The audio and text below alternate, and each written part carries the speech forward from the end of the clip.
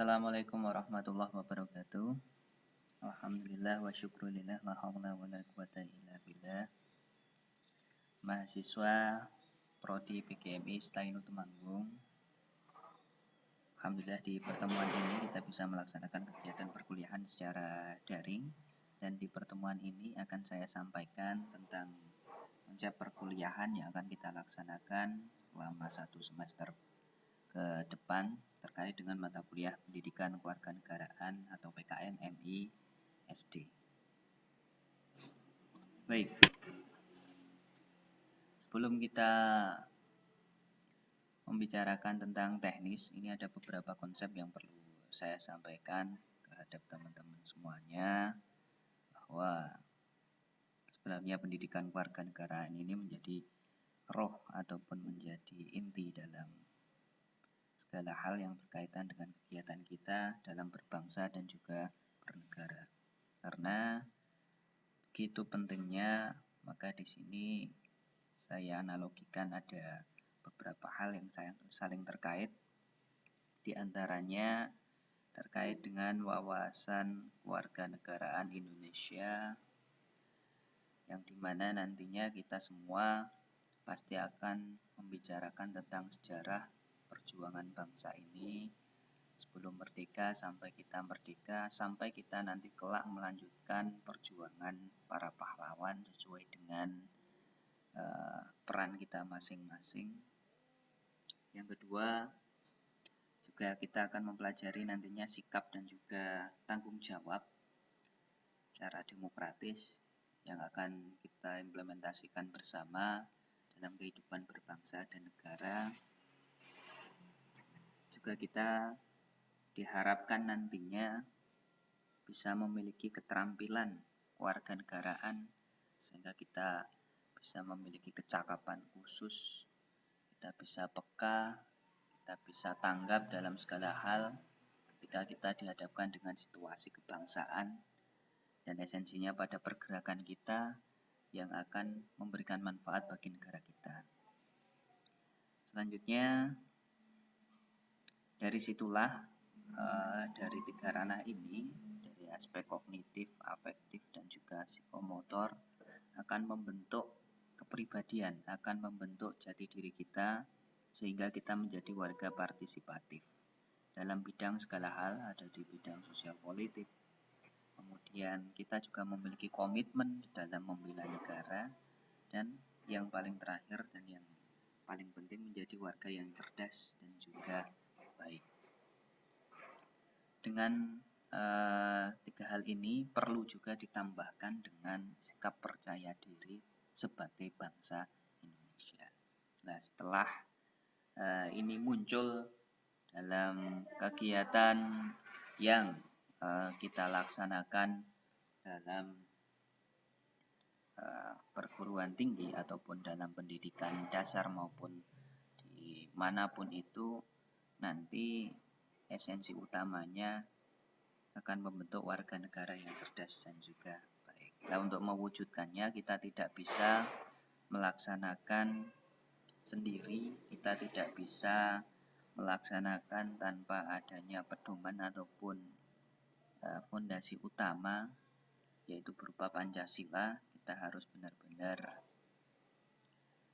menjiwai bagaimana Pancasila itu ada dalam diri kita sendiri. Nilai-nilainya juga harus kita resapi dan juga kita amalkan bersama dengan cara yang holistik ataupun komprehensif ataupun integral, sehingga nantinya bisa mewujudkan cita-cita para pendiri bangsa kita. Selanjutnya, adapun korelasi pendidikan kewarganegaraan dengan bangsa itu ada beberapa hal yang saya tuliskan di sini. Ada yang pertama, karakter bangsa. Bagaimana pembangunan karakter bangsa ini jika tidak memiliki pedoman, jika kita tidak memiliki panduan utama. Dan untuk membangun karakter bangsa, sebenarnya semuanya itu sudah dimanifestasikan di dalam nilai-nilai dalam sila-sila Pancasila, dari nilai di sila pertama sampai sila yang kelima, yang esensinya itu menjadi karakter ataupun kepribadian bangsa yang nantinya bisa mewujudkan ciri khusus atau kecirian dari bangsa Indonesia itu sendiri. Yang kedua, national building ataupun pembangunan nasional. Ini pembangunan nasional ranahnya sangat luas sekali, bisa membangun secara infrastruktur maupun secara yang metafisik. Dalam dua-duanya ini memang harus sinergis, dan panduan utamanya tetap berpijak bagaimana negara ini bisa memiliki ideologi tertentu yang memang luar biasa yang bernama Pancasila. Selanjutnya, begitu pentingnya pendidikan kewarganegaraan ini juga muncul bukan tanpa alasan, karena di situ juga sudah ada korelasinya dengan bagaimana bangsa ini berdiri. Secara sosiologis, bangsa kita memang erat kaitannya dengan konektivitas, erat kaitannya dengan hubungan, baik hubungan secara langsung maupun hubungan secara tidak langsung. Maka dalam perjalanan Indonesia merdeka, di situ ada cita-cita pertama, yaitu dengan Sumpah Pemuda bagaimana bangsa Indonesia yang dahulunya belum bisa bersatu, bisa disatukan di dalam sebuah keorganisasian dengan satu persepsi bersama untuk mencapai negara kesatuan Republik Indonesia. Nah, kondisi yang seperti ini sudah mengakar dalam jati diri bangsa Indonesia, sehingga nantinya dengan kondisi yang memang sudah benar-benar kuat sebelum Indonesia ini merdeka, harapannya nanti setelah Indonesia merdeka, bahkan kelak sampai anak cucu kita ini, kita tetap bisa menjaga kebersamaan, kita bisa menjaga eratnya persatuan dan persatuan dari bangsa dan juga negara Indonesia tercipta. Selanjutnya, dari aspek yuridis ini pun juga dimanifestasikan dalam kegiatan pendidikan. Undang-Undang Nomor 12 Tahun 2012 bahwa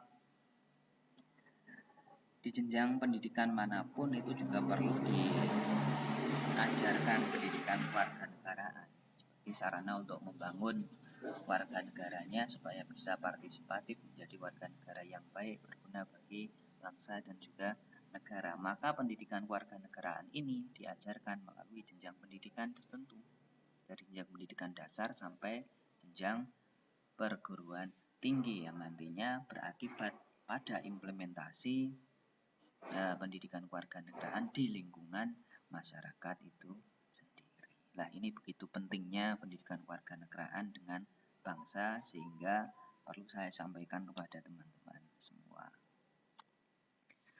Nah, untuk kita di Prodi PGMI Stainu Temanggung, karena Anda bergerak di bidang pendidikan, maka tidak pernah lepas dari beberapa aspek yang menjadi cita-cita utama dalam pendidikan. Ada aspek religius, sikap, kemudian pengetahuan, dan juga keterampilan. Untuk aspek religiusnya, ini memiliki tujuan supaya mewujudkan kesadaran dalam menerapkan keyakinan terhadap Tuhannya dan bertoleransi dalam berbangsa dan juga negara. Dari sinilah nantinya ketika pendidikan kewarganegaraan diterapkan di pendidikan dasar, anak-anak sejak dini atau dari dini sudah mulai diajarkan bagaimana bisa melaksanakan kewajiban dengan iman dan juga keyakinan mereka terhadap Tuhannya, kemudian bisa menjaga kebersamaan, menjaga keberagaman dari berbagai macam perbedaan yang ada di lingkungan situ, khususnya untuk keyakinan itu sendiri terhadap lingkungan yang ada di sekitar, sehingga tetap bisa harmonis dalam melaksanakan kegiatan peribadatan masing-masing. Yang kedua, terkait dengan sikap, memiliki karakter ataupun kepribadian yang baik, selaras dengan kaidah-kaidah nilai Pancasila yang nantinya akan diimplementasikan dalam berbangsa dan juga bernegara. Yang ketiga, berkaitan dengan pengetahuan, anak-anak kelak kita bekali konsep sejarah perjuangan bangsa kita, kemudian mempertahankan kemerdekaan sampai melanjutkan cita-cita perjuangan para pahlawan dengan bekal konseptual yang mereka miliki, dengan keunggulan ataupun bakat dan minat yang mereka miliki juga, yang nantinya berakibat pada kemampuan ataupun pengetahuan yang sangat dinamis, yang sangat kritis, yang bisa mensikapi, yang bisa menganalisis, kemudian bisa mengambil sebuah tindakan yang nantinya berakibat pada baiknya ataupun pada kemajuan dari anak itu sendiri, khususnya dalam bidang pengetahuan yang dia miliki. Kemudian yang terakhir adalah keterampilan, maka mereka juga kelak diberikan keterampilan khusus ataupun kecakapan khusus yang pada akhirnya ketika diimplementasikan dapat disesuaikan dengan peran, disesuaikan dengan kedudukan serta kepentingan baik secara individu, anggota keluarga ataupun masyarakat dan warga negara yang terdidik oleh Anda calon guru di MI maupun di SD. Ini bekal yang menjadi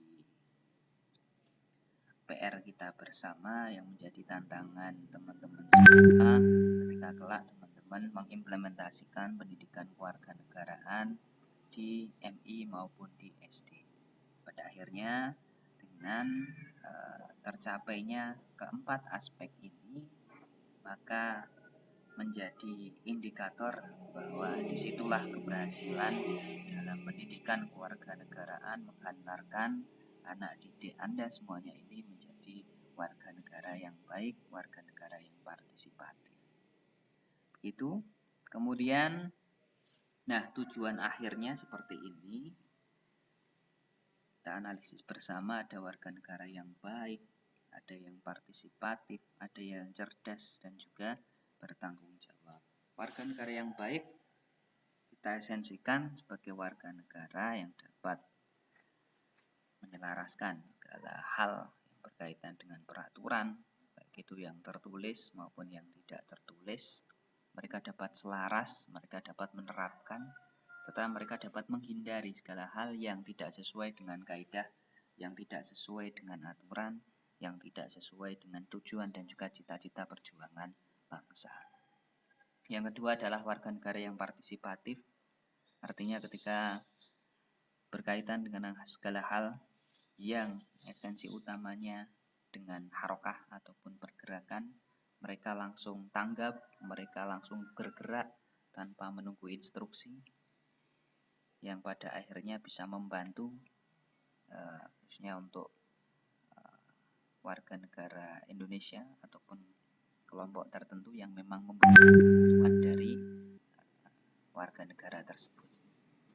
Kemudian warga negara yang cerdas, memang saya katakan tadi berkaitan dengan di awal itu ada korelasi dengan konektivitas. Nah, konektivitas yang sudah menjadi ciri dari bangsa kita ini sendiri sampai sekarang ini juga masih bisa terlaksana dan malah semakin dipermudah dengan sarana teknologi di revolusi industri 4.0 dengan bantuan media sosial dan lain sebagainya. Tetapi di situ kita juga punya tantangan bahwa konektivitas yang memang sudah tidak terbatas ini juga menjadi masalah jika sarana informasi tersebut tidak selaras dengan informasi yang apa adanya, yang sesuai dengan realitas di lapangan. Sehingga pada akhirnya warga kita itu harus kita harapkan sebagai warga negara yang cerdas, yang bisa mawas, yang bisa memilah-milah ataupun memfilter segala macam informasi yang dia terima, mana yang perlu dia sampaikan dan mana yang tidak perlu disampaikan, sehingga cerdas dalam mensikapi segala hal juga yang berkaitan dengan situasi dan kondisi yang ada di lingkungan ataupun tempat tinggal sekitar. Setelah yang terakhir adalah warga negara yang bertanggung jawab ketika diberikan amanah dan lain sebagainya. Ini dapat dilaksanakan sesuai dengan makom, sesuai dengan kemampuan, dan juga kecakapan yang dia miliki, serta mungkin ketika tidak mampu ya bisa bekerja sama dengan orang lain supaya nanti pada esensinya dapat melaksanakan yang telah menjadi amanah bersama. Begitu. Kemudian untuk perkuliahan kita, karena begitu melihat pentingnya pendidikan kewarganegaraan di MI maupun di SD, maka ini ada beberapa rangkaian kegiatan yang akan kita laksanakan selama 1 semester ke depan. Ini tentang konsep pendidikan kewarganegaraan di MI dan di SD kita sudah sampaikan. Kemudian materi pendidikan kewarganegaraan PKN MI SD, so teman-teman akan pelajari bersama. Kemudian kita juga akan belajar dalam menyusun perangkat pembelajaran, baik RPP, silabus, dan lain sebagainya, sampai ke kegiatan evaluasi pembelajaran yang nantinya setelah Anda buat, kemudian bagaimana cara mengevaluasinya kita juga pelajari. Juga ada keterampilan dasar di dalam membelajarkan, dalam keterampilan membuka sampai keterampilan menutup itu kita pelajari secara rinci, yang esensinya nanti setelah Anda bisa mempelajari itu, Anda bisa menerapkan dalam kegiatan praktik berjing di akhir kegiatan perkuliahan pendidikan kewarganegaraan MI SD.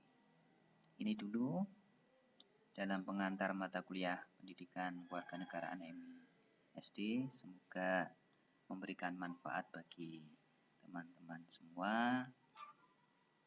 Untuk kegiatan diskusi ataupun tanya jawab nanti teman-teman bisa lanjutkan melalui koordinasi di WhatsApp grup yang telah teman-teman buat. Nanti berikan pertanyaan dan lain sebagainya, kita bisa diskusikan bersama di grup tersebut. Terima kasih. Bapak akhiri. Wallahul muwaffiq ila aqwamit thoriq. Assalamualaikum warahmatullahi wabarakatuh.